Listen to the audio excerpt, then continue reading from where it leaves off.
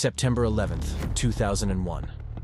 A clear blue morning turned to smoke, fire, and chaos. Thousands of innocent lives were lost in a matter of hours.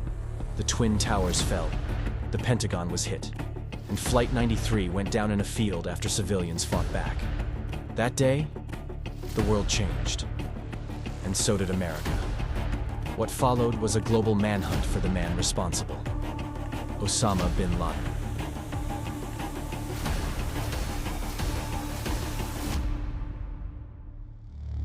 For nearly a decade, Bin Laden evaded capture.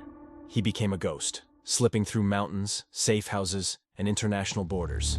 U.S. intelligence chased shadows across Afghanistan, Pakistan, and beyond. Hundreds of operatives, billions of dollars, years of silence, until finally, a lead surfaced. A courier, a compound, in Abbottabad, Pakistan. The CIA watched the compound for months. No phones, no internet, 12-foot-high walls, barbed wire, and a figure who never left the third floor. On May 1st, 2011, the President of the United States gave the green light. The Operation Neptune Spear.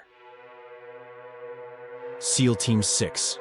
Two classified highly advanced stealth Black Hawk helicopters lift off from Jalalabad, Afghanistan. Under the cover of darkness, they cross into Pakistani airspace, no permission. They fear if they alert the Pakistani government, Bin Laden will be tipped off. If detected, they will be considered hostile combatants, and undoubtedly the Pakistani military will act accordingly. No margin for error. Their top-secret, almost silent Black Hawks hover over the compound. The first Black Hawk, Razor 1, lands just outside the compound walls where SEALs make their way to the main gate for entry. Razor 2 then attempts to land inside the compound, but a deadly mix of heat and high walls choked its lift, causing it to lose control. This forces the bird into a controlled crash that slammed it tail first into the compound walls. Miraculously, no one is killed or injured. Undeterred, the SEALs adapt instantly and begin to flow from the crashed helicopter. Their night vision on. The plan: get Bin Laden. The first team immediately exits the crashed helicopter and make their way to the guest house gate. After breaching the gate, they move into the guest house where a firefight quickly erupts.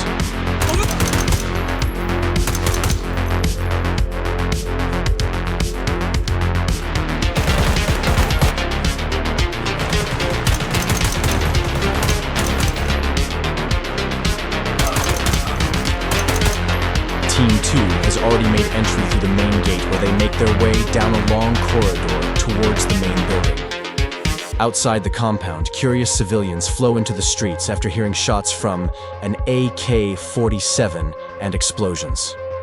CIA operatives begin using megaphones to warn nearby civilians to stay inside and not approach. The next team enters the main area of the compound where they quietly make entry on the first floor. A man walks across the pitch-black hallway. He stops and looks down the corridor where operators wearing night vision goggles fire shots into his chest, dropping him. They quickly enter the next room where a man is standing with a rifle and is quickly eliminated. They then move down the hall and reach a heavy metal door. It's too thick to breach without drawing attention. They radio when the first floor is clear, and they move back outside. The next team flanks the rear of the building and forces entry on the first floor to get to the stairwell. They begin their ascent to the second floor, but they hear movement. Intel indicates Bin Laden's 23-year-old son, Khalid, is likely armed on the second floor. One of the SEALs decides to stop and whispers, "Khalid, Khalid," in an Arabic accent.